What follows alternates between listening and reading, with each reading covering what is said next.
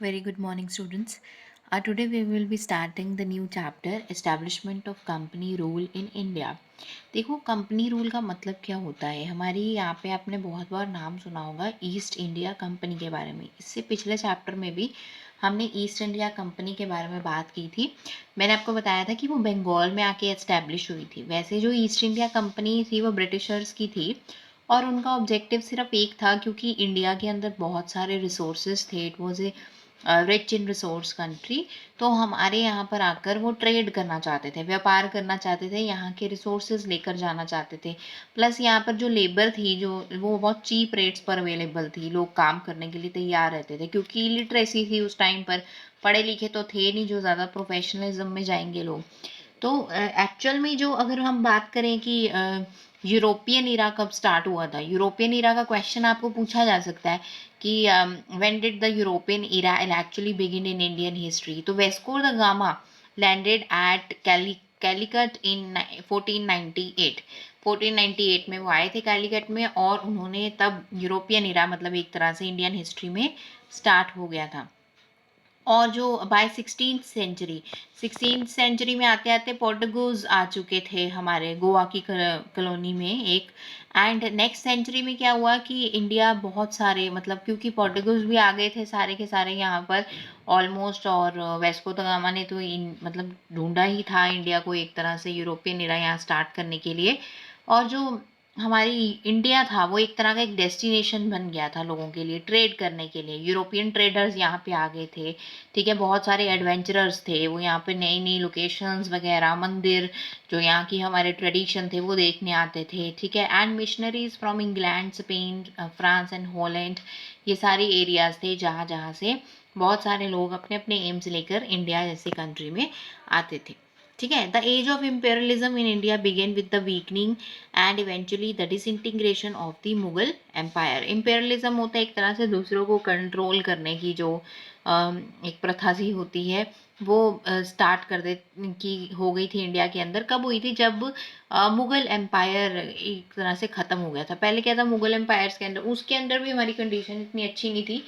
But जैसे ये जो ब्रिटिशर्स थे इन्होंने काफ़ी साल हमारी कंट्री पर रूल किया एक तरह से, इसे मिलिट्री रूल होता है ना, इस तरह से इम्पीरियलिज्म टर्म हम यूज़ करते हैं। और मुगल एम्पायर जब खत्म हो गया तो सारी पावर ब्रिटिशर्स ने कहीं ना कहीं अपने हाथों में ले ली थी। और प्रॉब्लम मेजर क्या थी कि बहुत सारे जो औरंगजेब के बाद जितने भी उसके सक्सेसर्स थे, मतलब उसके बच्चे हो गए या उसकी फैमिली में और जो फर्दर सक्सेसर्स थे लोग थे, वो इतने स्ट्रांग नहीं थे कि वो किसी भी ब्रिटिशर को मतलब डिफीट कर पाते या उनके कुछ एम्बिशंस को फेल कर पाते, वो नहीं थे इतने उनमें पावर। और इसके बाद बहुत सारी स्टेट्स एमर्ज होके आ गई थी, इंडिपेंडेंट स्टेट्स, ठीक है। जितने भी जैसे मतलब मान लो औरंगजेब के साथ जितने भी औरंगजेब के जो सक्सेसर्स थे उसके साथ जिन जिन स्टेट्स ने मुकाबला किया और वो जीत गई, तो वो इंडिपेंडेंट स्टेट्स बन गई। ऐसी कौन सी स्टेट्स थी ये भी आपको क्वेश्चन पूछा जा सकता है। तो देवर बंगाल, अवध, हैदराबाद एंड मैसूर, ठीक है। ये चार जगहें एमर्ज हो गई थी बिकॉज इन्होंने औरंगजेब के जो सक्सेसर्स थे उनको हरा दिया था। इसके अलावा जो सिख थे, मराठास थे, जाट्स थे और जो राजपूत थे, उन्होंने अपने अपने राज्य बना लिए थे, किंगडम्स बना लिए थे। तो एक तरह से जो the stage was set for Europeans to take advantage of this situation. तो यूरोपियंस के लिए एक तरह से एक बहुत अच्छी स्टेज ऑलरेडी बन गई थी कि वो इस सिचुएशन का एडवांटेज ले सकें। देन हमारे पास था ट्रेडिंग कंपनीज। अब बहुत सारी यूरोपियन ट्रेडिंग कंपनीज ने यहाँ पर ट्रेडिंग एरियाज बना लिए थे। बनाए कहाँ थे बेटा? यहाँ पर देखो स्पेसिफिकली लिखा है coastal areas of India. Coastal areas में आपको पूछा जा सकता है ऐसा क्यों होता था? बिकॉज जो ट्रेड होता था वो तब एयरप्लेन्स वगैरह से नहीं हो पाता था, ना ट्रेन इधर से उधर कंट्रीज में जा सकती थी। तो करते क्या थे वो सी रूट यूज करते थे, शिप्स वगैरह यूज करते थे, जिस वजह से वो जो अपने ट्रेडिंग सेंटर थे वो सारे कोस्टल एरियाज के पास बनाते थे, समुद्री इलाकों के पास। और जो ट्रेडिंग सेंटर होते थे उनका नाम दिया जाता था फैक्ट्रीज, ठीक है। और जो लोग वहाँ पे काम करते थे उनको कहते थे फैक्टर्स या फैक्टर्स ऑफ प्रोडक्शन, जो प्रोडक्शन करने में हेल्प किया करते थे, ठीक है। और वो कहते कि बहुत सारी फैक्ट्रीज थी जिनको उन्होंने फोर्टिफाइड भी कर दिया था as a safeguard from the rival trading companies, ठीक है। मतलब ताकि वो जो राइवल ट्रेडिंग कंपनीज थी उनसे उनको बचा सके, मतलब उसको एक तरह से उन्होंने चार दीवारी के अंदर बंद करके रख लिया था, कुछ फैक्ट्रीज को छुपा के रखा था। और वो कौन सी फैक्ट्रीज होती थी स्पीसीज की, ये बहुत ज़्यादा प्रोमिनेंट था उस टाइम पर। मसाले जो होते हैं, कॉटन टेक्सटाइल्स थी, इंडिगो तो बहुत ज़्यादा ब्रिटिशर्स ने यहाँ पर उगवाई है लोगों से, डाई थी बेटा एक तरह की ये। एंड सॉल्ट पैट्री की बात करें तो ये गन पाउडर जो बनाया जाता था उसका लिए रॉ मटेरियल चाहिए होता था, और ये वो उसको कहते थे। वो सस्ते दामों में इंडिया से ले जाते थे और यूरोप और अमेरिका में हाई प्राइसेस पर बेचते थे। अब इंडिया में जो रिच रिसोर्सेज थे वहाँ पर नहीं मिलते थे, वो यहाँ से ये चार चीज़ें ले जाते थे, और ये उससे ह्यूज प्रॉफिट मार्जिन इंक्रीज उनका होना शुरू हो गया था। Eventually other trading companies had to blow out to English and French companies who remain the main rivals in India. तो बहुत सारी ट्रेडिंग कंपनीज थी, वो इंग्लिश और जो फ्रेंच कंपनीज थी उनके आगे झुक गई, क्योंकि ये मेजर दोनों ही इंडियन एंटरप्राइजेस पर, जो इंडिया के रिसोर्सेज थे उस पर कब्जा करना चाहते थे। अब बात करें मेजर ईस्ट इंडिया कंपनी के बारे में, वो कहते हैं कि ब्रिटिश एम्पायर एक्चुअली एस्टेब्लिश हुआ कैसे था with the establishment of east India company. East India company मैंने बोला ट्रेडिंग के लिए आए थे Britishers, actually east India company के थ्रू आए थे, बंगाल में आके उन्होंने एस्टैब्लिश की थी। धीरे धीरे उन्होंने देखा कि इंडिया के तो राज्य जो है वो वीक हो रहे थे, क्योंकि मुगल एम्पायर ही एक तरह से, आपने देखा था लास्ट ईयर क्लास में पढ़ा था 7th क्लास में, कि मुगल एम्पायर का जो रीजन था वो बहुत ज़्यादा था, almost all over the country they have occupied a huge area. तो यहाँ पर अगर वही वीक हो गए थे तो ब्रिटिशर्स ने इसकी एडवांटेज लेनी चाहिए कहीं ना कहीं। उन्होंने अपनी ट्रेडिंग पोस्ट कहाँ कहाँ बनाई थी, एक तो सूरत में बनाई थी और 3 प्रेसिडेंसी सेटलमेंट्स में, मतलब 3 राज्यों में और बनाई थी। Fort William in Bengal, Fort Saint George ने मद्रास में, एंड द बॉम्बे कैसल वहाँ पे। They establish friendly relation with the local princes to further their profit. अब जो लोकल उनके राजा थे छोटे मोटे, उनको वो खरीद लेते थे।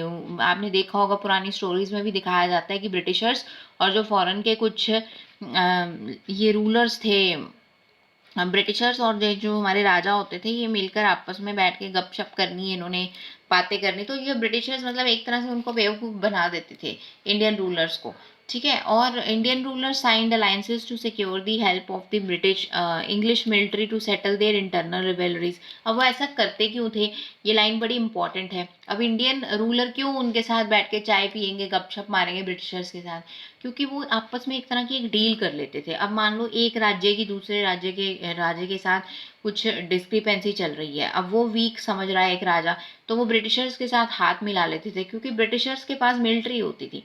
ब्रिटिशर्स उनके एरिया के जो रिसोर्सेज होते थे वो ले लेते थे, और जो राजा होता था उसको फायदा क्या होता था इस बात का कि कल को उसके राज्य पे कोई आक्रमण करता है, उसके ऊपर कोई दूसरा किंगडम ऑक्युपाई करने की कोशिश करता है कोई दूसरा राजा, तो वो ब्रिटिशर्स की हेल्प सीख कर सकते थे उनकी इंग्लिश मिलिट्री की, ठीक है। और यही सिचुएशन की उन्होंने कहीं ना कहीं एडवांटेज, अगर हम बात करें एडवांटेज लेके देखी, तो ब्रिटिश ने डिवाइड एंड रूल की पॉलिसी यहाँ पर इंट्रोड्यूस कर दी थी, वेरी वेरी इंपॉर्टेंट। अब ये जो डिवाइड एंड रूल का ये जो कंसेप्ट आ जाता है यहाँ पर, ये क्या डिफाइन करता है, डिवाइड एंड रूल का मतलब है कि इंडियन जो प्रिंसेस थे वो कहीं ना कहीं ब्रिटिशर्स के हाथ की कठपुतली बन चुके थे, ठीक है। यहाँ पे ऊपर मेंशन किया हुआ है इसी पॉलिसी का फायदा उठा के, क्योंकि डिवाइड एंड रूल क्या था, उन्होंने सबको अलग अलग कर दिया था एक दूसरे से। एकजुट तो इंडियंस तो हो ही नहीं पा रहे थे, क्योंकि हर किसी राज्य को जाके खरीद लेते थे, उसको कहते थे हम तुझे अपनी मिलिट्री की हेल्प देंगे, हम तुम्हारे लिए ये करेंगे वो करेंगे, और एक तरह से जो इंडियंस थे वो एक तरह से मतलब बेवकूफ़ बन जाते थे, राजे उनकी बातों में आ जाते थे। और यहाँ पर इन्होंने डू यू नो में क्या लिखा है कि East India company enjoyed a privilege position with English government and was granted special rights like trade monopolies. Monopolies होता है बेटा अकेले में ही राज करना, अकेले में ही वो सेलर थे। मोनोपोली, मोनो होता है सिंगल, ठीक है, poly means seller. And tax exemptions भी उनको बहुत ज़्यादा मिल जाती, और इसी वजह से जो उनके कॉम्पिटिटर्स थे वो बड़े ज़्यादा ट्रबलसम हो गए थे, वो बहुत ज़्यादा बगावत पर उतर आए थे कि ईस्ट इंडिया कंपनी के फ़ायदे होने की वजह से उनको टैक्स नहीं पे करना पड़ रहा, ठीक है। वो अकेले में व्यापार कर सकते थे, जितने मर्जी दाम पे करें वो, जो बाकी जो कोई ट्रेडर थे उनको इसकी वजह से नुकसान बहुत होता था, क्योंकि उन्होंने टैक्सेस भी पे करने, उनको सारे कस्टम्स भी रूल्स भी फॉलो करने पड़ते थे सेल्स के। How could A trading company become an imperial power. यहाँ पे एक क्वेश्चन लिखा उन्होंने कि एक ट्रेडिंग कंपनी थी वो, तो वो एक इम्पीरियल पावर कैसे बन गई, वो शासन कैसे करने लग पड़ी हमारी कंट्री में।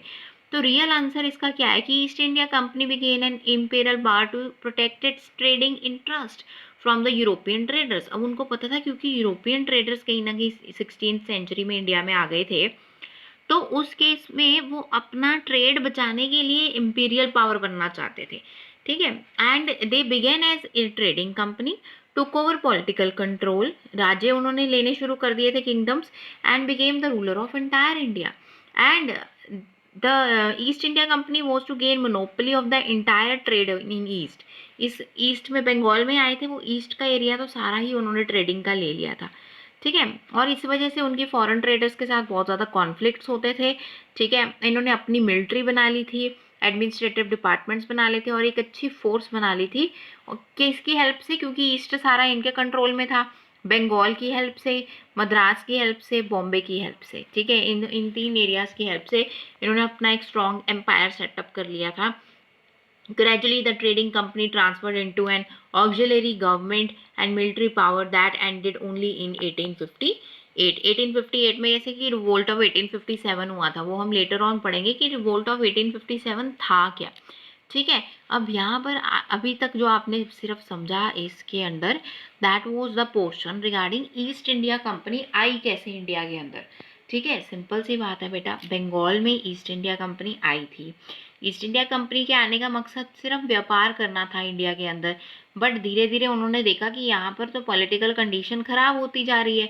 उन्होंने सोचा हम इसकी एडवांटेज उठा लेते हैं, करना उनका ऑब्जेक्टिव व्यापार ही था।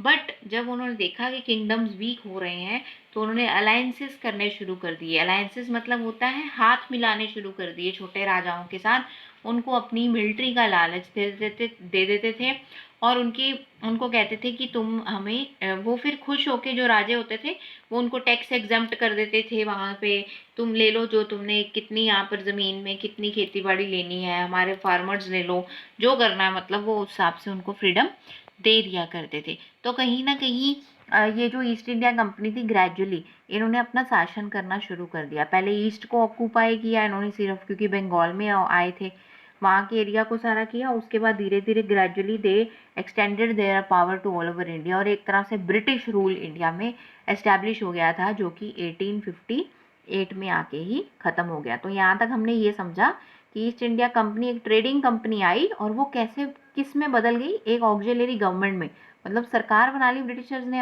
अपने रूल्स बनाए, और फिर एक मिलिट्री पावर भी उन्होंने अपनी ऐसी बना ली थी इंडिया के अंदर। So this was the introduction of East India Company. Now in next lecture we will discuss about the Carnatic Wars. Carnatic Wars were the series of wars. अब ये जो फ्रेंच वाले लोग थे ये भी ट्रेडिंग कर रहे थे यहाँ पर, ठीक है। और ये जो यूरोपियन ट्रेडर्स की जब हमने बात की तो ब्रिटिशर्स भी थे, इन दोनों में आपस में लड़ाई झगड़े होते थे। तो ये सीरीज ऑफ वॉर्स थे कि कौन कौन से लड़ाई झगड़े उस टाइम पर हुए थे, that will be discussed in this further. Thank you so much for watching the video.